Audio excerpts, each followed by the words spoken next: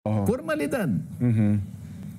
Pagkatapos ngayon, bakit mo iibahin? Ay, pinaalala ko nga sa kanya, Madam Chair, nakalimutan mo na ba? 2022 budget.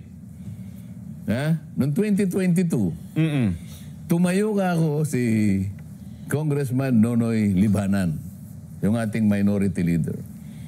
It took him only 13 minutes. He moved to dispose the consideration of the OBP budget. At dagli-dagli rin naman tumayo ako yung majority leader, Manix Dalipe. Para sigundahin ang kanyang motion. 13 minutes. 2022. Nakalimutan nyo na po ba yun? 2023. Sino ang tumayo? The presidential son, Sandro Marcos. Senior Deputy Majority Leader. Ano sabi niya? Ganon din. In line with the time-honored tradition well kept by this House, I move to terminate the budget of the OBP. Nag-object si Franz Castro. Makabayang black ng time na yun.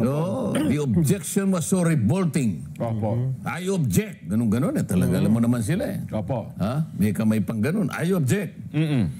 O de, pag may objection sa rules namin, let us divide the House.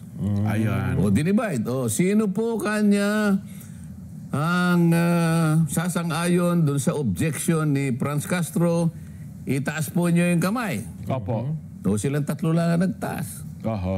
Sino po yung sumasang-ayon sa motion ng ating Senior Deputy Majority Leader na ipahinto na po ang pagtatanong sa budget ng opisina ng Vice President?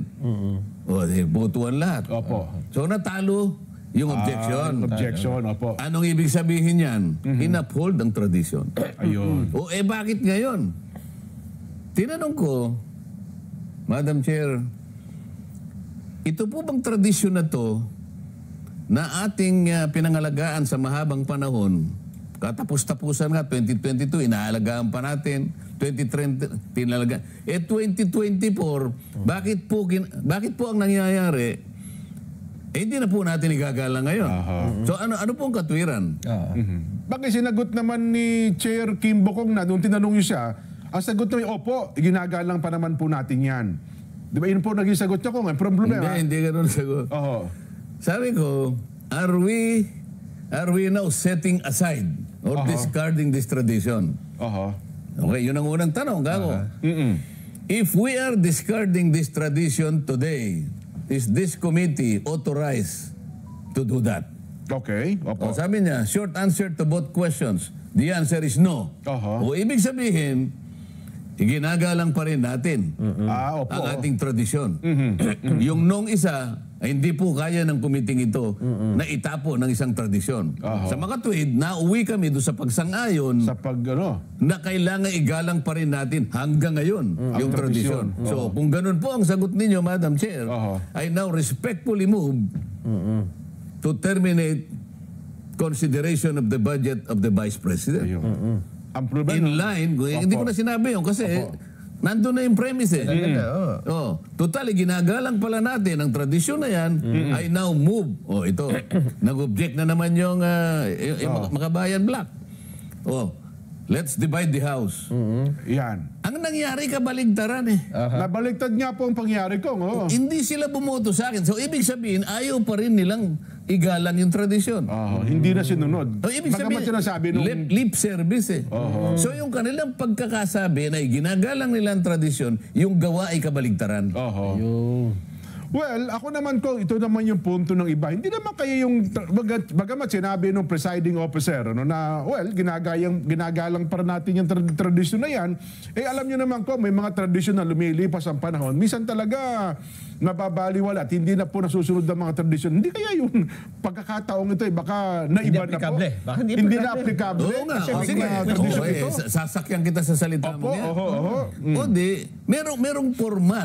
Merong formal na mechanism Dadalhin natin sa plenary. Kasi po yun ang nalagay sa tuntunin eh.